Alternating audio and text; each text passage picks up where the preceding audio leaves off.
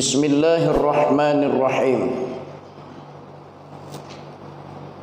Fakhalafa min ba'dihim khalfun adha'us shalah wattaba'us syahawat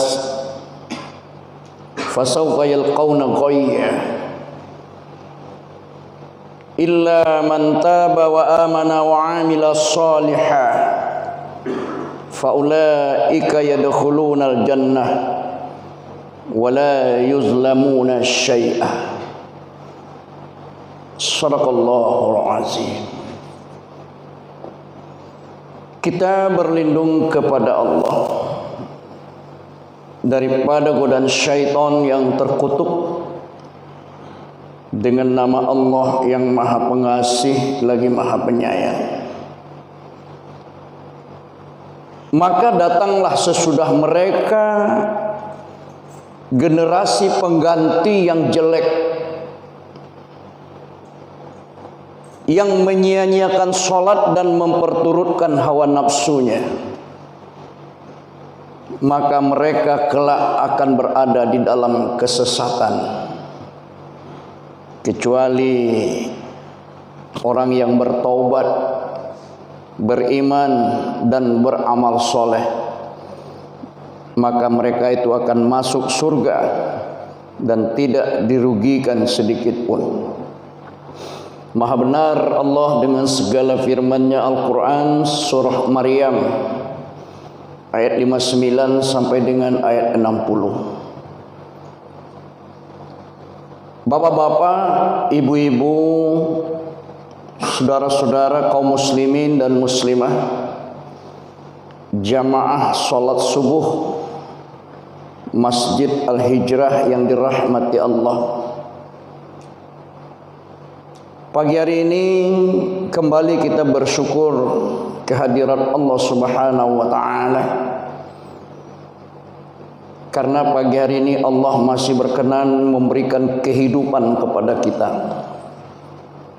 sehingga kita bisa bangun pagi hari ini setelah kita dimatikan tadi malam pada saat kita tidur. Alhamdulillah pagi hari ini Allah menghidupkan kita kembali sehingga kita bisa menunaikan salat subuh secara berjamaah. Mudah-mudahan salat yang dikerjakan tadi diterima oleh Allah dan dibalasnya dengan pahala yang berlipat ganda. Amin ya rabbal alamin. Salawat dan salam buat junjungan kita Nabi besar Muhammad sallallahu alaihi wasallam. Allahumma salli ala Muhammad wa ala ali Muhammad. Bapak-bapak dan ibu-ibu, sebagai bahan renungan kita bersama pada kajian subuh kali ini, kita petik firman Allah di dalam Al-Quran surah Maryam, surat ke-19 urutannya dalam Al-Quran, ayat 59 sampai dengan ayat 60. Tadi sudah kami bacakan dan telah diterjemahkan. Di dalam ayat itu Allah menginformasikan kepada kita bahwa lahirlah nanti manusia-manusia generasi pengganti yang buruk perangainya. Fakhalafa min ba'dihim khalfun adha'us shalah wattaba'us syahawat. Maka datanglah sesudah mereka. Siapa yang dimaksud mereka itu? Para nabi, rasul, para sahabat-sahabat Nabi. Datanglah generasi pengganti yang buruk. Yang buruk itu bukan wajahnya, bukan tampangnya. Mereka gagah-gagah, mereka ganteng-ganteng, mereka cantik-cantik. Yang buruk itu adalah akhlak mereka. Adha'us shalah, mereka itu menyia-nyiakan salat, mereka itu menganggap enteng salat, mereka itu meremehkan salat, bahkan tidak salat sama sekali. Yang kedua, keburukan mereka itu adalah wattaba'us syahawat. mereka itu gemar memperturutkan hawa nafsunya. Kalau nafsu sudah berperan dalam diri seseorang, kata Allah, innan nafsa la'ammaratum bisu'. Sesungguhnya hawa nafsu itu mendorong manusia itu berbuat jahat, berbuat curang. Fasawfa yalqauna ghayya, maka kelak mereka itu berada di dalam kesesatan. Di dalam tafsir kami baca, ghayya itu adalah salah satu nama jurang di neraka jahanam. Jadi fasawfa yalqauna ghayya, maka mereka kelak berada di jurang ghayya, di dalam neraka jahanam.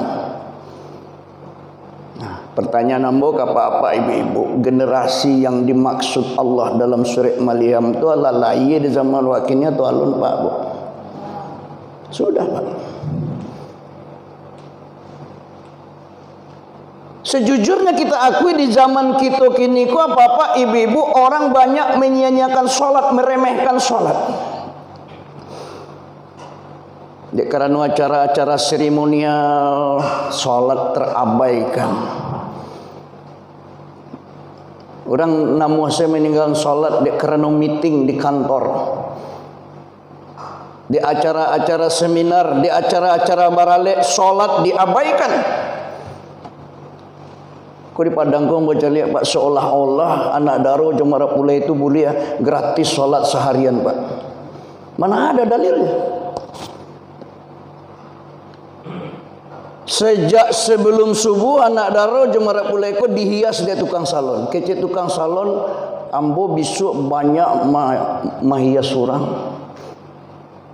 Sebab bulan-bulan kini kau menjelang puasa kau banyak orang beralek. Kalau nio yang pertama sebelum subuh lah datang ke rumah ambo jam-jam 3. Datanglah satu keluarga, anak daro, Mara Pulai, apa anak daro, apa Mara Pulai, ama anak daro, ama Mara Pulai, para pesumandan. Baik ke rumah tukang salon, dihias. Sedang dia hias-hias itu dilakian calak segala macam, orang azan subuh. As-salatu khairun minan naum. Lagi salah seorang mengecek, "Ndak solat awak dulu." Kecek tukang solat bagus je. Kau badak nak bolakian tentu habis kau kena dua. Sepakat sadanya Pak, ijtima seluruhnya. Biarlah sekali kau awak ndak solat dah, awak beralik. Lah pada saat baralek lah duduk basanding nak daro Jemara Pulai tengah hari taga itu tamu nak tanggung raminya rupa bu.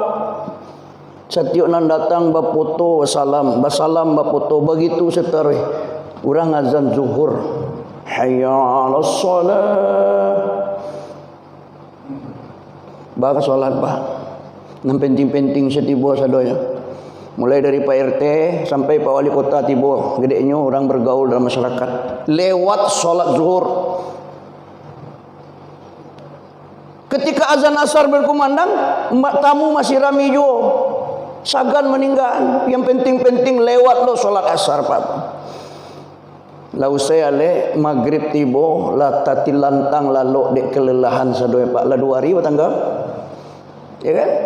Adonan lalu di kamar, adonan lalu di bawah pelaminan, akhirnya jago besok subuhnya, solat isya lewat, solat subuh hari esoknya juga lewat. Fasawfa yalqauna ghayya, mereka kelak berada di jurang ghayya di dalam neraka jahanam. Nah, kenapa umat Islam itu menyia-nyiakan sholat? Karena dia tidak tahu kedudukan sholat itu dalam agama Islam Pak. Satu-satunya ibadah yang langsung perintah wajibnya diterima Nabi dari Allah di atas langit hanya sholat Pak. Di Sidratil Muntaha. Beda dengan ibadah lain Bapak Ibu. Ibadah zakat, ibadah haji, ibadah puasa diterima Nabi perintahnya di bawah langit di atas bumi melalui malaikat Jibril. Sementara solat tidak langsung dari Allah ketika Nabi Isra dan Mi'raj. Tidak istimewa tuh. Di awal basio-sion siapa?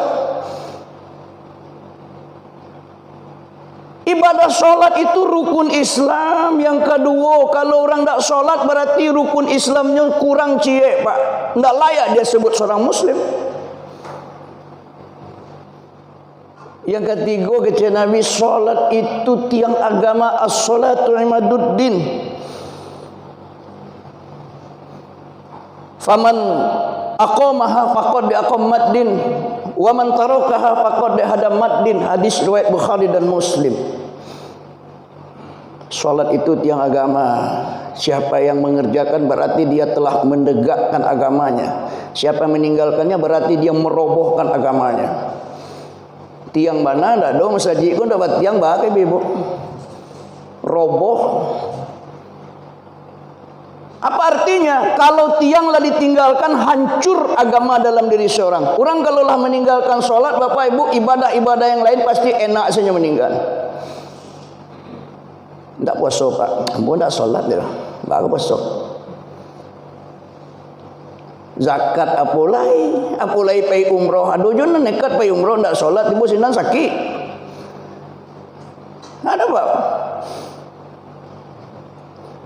Pai umroh selama kau tak solat di bawah sinan tak tahu ambo dah. Ten jalehnya pulang di umroh langsung dibawa ke rumah sakit. Akhirnya meninggal. Baru-baru di sana ambo.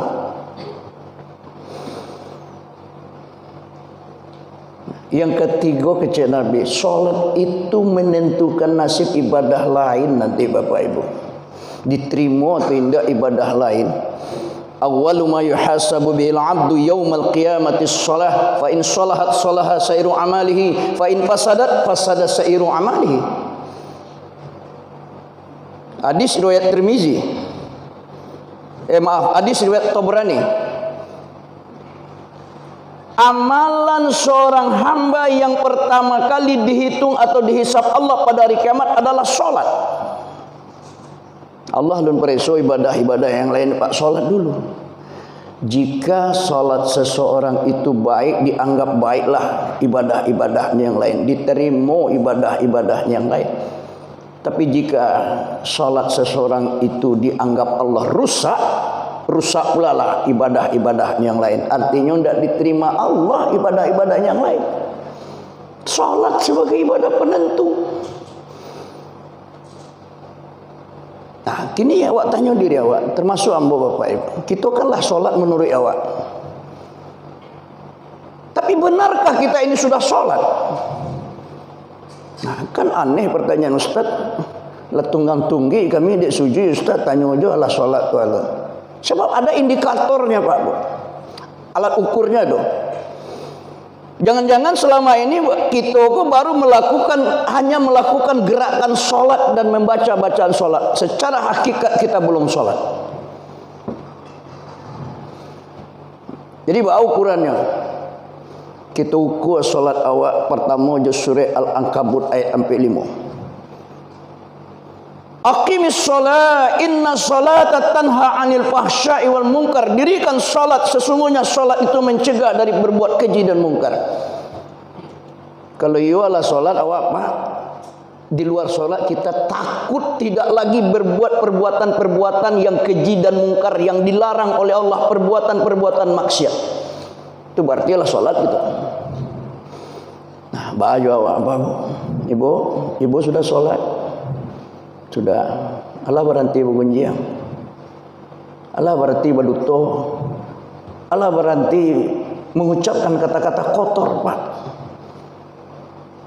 Inyo sholat tapi masih bergunjing, artinya sholatnya belum lagi, Pak. Pasti ada yang salah dengan sholatnya. Sholat yang benar mencegah diri orang yang mengerjakan sholat itu berbuat perbuatan-perbuatan yang dilarang oleh Allah. Ada orang sholat rajin sholat, malah jadi muazin di masjid. Tapi orang main domino taruh tetalu adalah paunya satu jo. Mengkoa taruh rokoknya satu jo. Itu sholatnya belum mencegah dia dari perbuatan yang dilarang oleh Allah. Belum sholat. Kenapa di negeri kita kok apa-apa ibu-ibu mayoritas muslim, hampir 90% orang beragama Islam. Kok banyak tinggi angka kejahatan di negeri kita ini. Korupsi tinggi, pembunuhan banyak, perkosaan, perzinaan di negeri kita kok banyak menciluk anak boleh.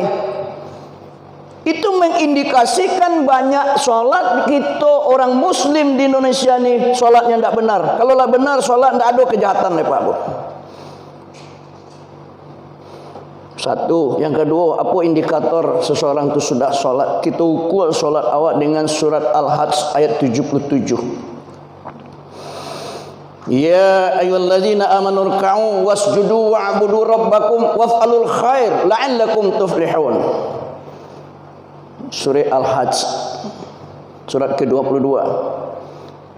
Hai orang-orang yang beriman, rukuklah kamu, sujudlah kamu, dan sembahlah olehmu Tuhanmu. Rukuk sujud itu artinya solat. Hai orang-orang yang beriman, solatlah kamu untuk menyembah Tuhanmu. Setelah solat berbuatlah kebaikan agar kamu memperoleh kemenangan. Solat yang benar, orang yang mengerjakan solat itu termotivasi berbuat amal kebaikan di luar solat. Solat mendidik awak jadi orang baik Pak. Contoh, solat itu mendidik kita menjadi orang yang jujur dan sportif. Betul tidak Pak Bu? Kalau awak sedang solat terpancarkan tu Pak, bertahan awak tu keluar. Keluar Pak dengan jujur sportif, kita akui kita tidak berhak lagi solat berjamaah. Kenapa? Karena kita sudah berhadas. Kalau dilanjutkan juga solat hukumnya haram. Dengan jujur sportif awak keluar, orang lain tak terang ayok terganti bau tak luar dod. Awak senang tahu nyo angin keluar. Imam sehebat apapun bacaannya takkan tu imam ko dengan jujurnya keluar. Jangan berfikir imam siapa ko mengganti nama ko. Ko Pak Wali lu belakang awak, gubernur belakang awak nyepai tim seperti Ramadan tu takkan tu awak ani-ani yang saja. Jujur sportif itu pendidikan dalam solat agar kita menjadi orang yang jujur di luar solat. Kalau terlambat solat berjamaah itu namanya kita masbuk. Orang yang masbuk dengan jujur sportifnya tambah kekurangan rakaat solat yang tertinggal itu setelah imam salam. Aduh je nak gaya-gaya kena mengarati bu nak disikor ke tempat lain. Nyok kaja imam tu Pak, itu kajarnya. Imam salamnya salam lah padahalnya masbuk. Itulah gaya ndak jo punya ilmu. Ndak tahu tanyuan. Orang yang masbuk itu etikanya ikuti dulu salat yang sedang berlangsung. Lah salam imam baru kita tagak menambah dengan jujur. Kan kalau nyoba duto itu kan bisa tuh Pak. Awak tertinggal 3 awak tambah 2 atau cie. Orang lain ndak mau tahu.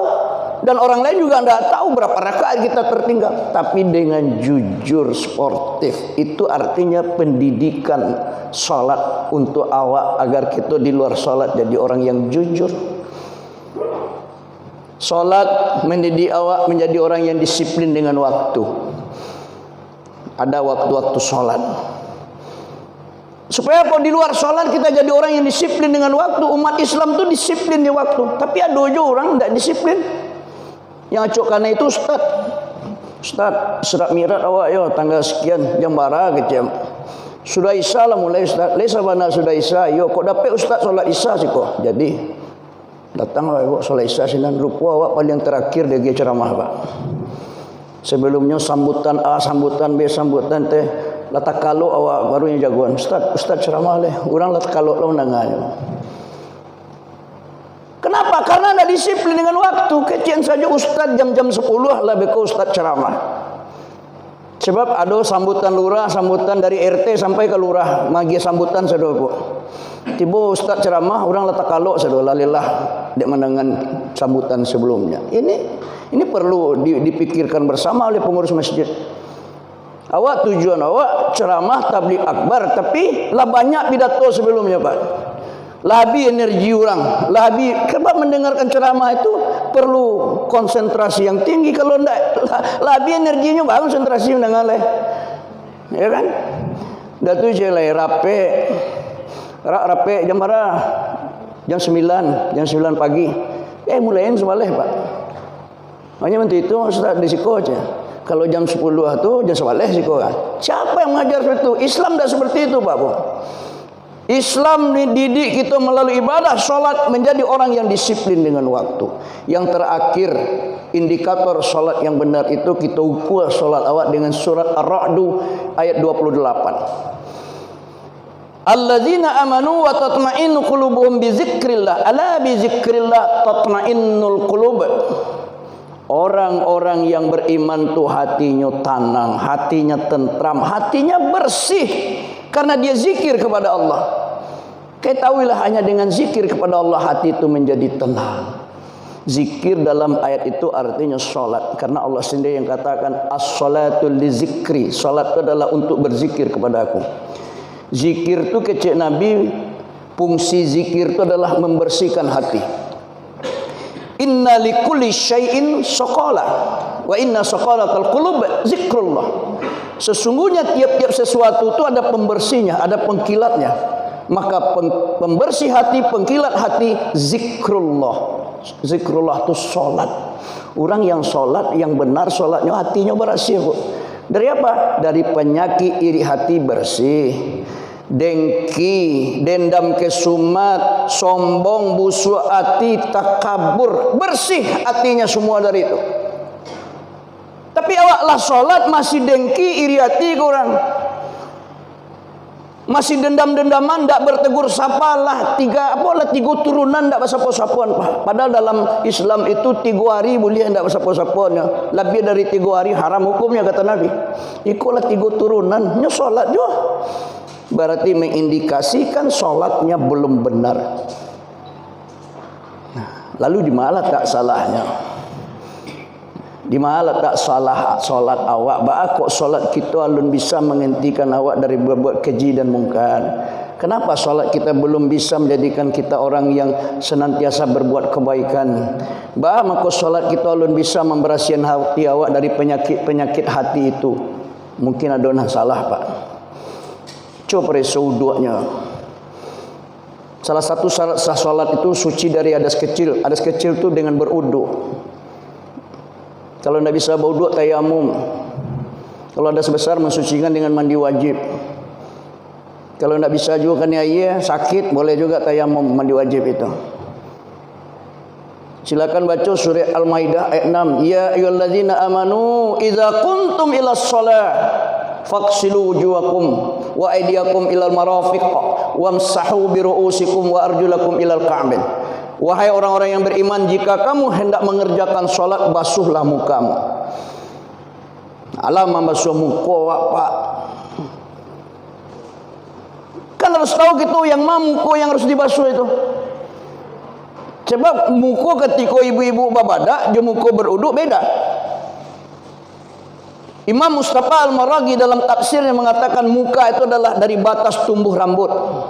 Kuat. Sampai bateh telinga suok, sampai bawah dagu, jakun-jakun kau bagi laki-laki apanya ukurannya, sampai bateh telinga kida.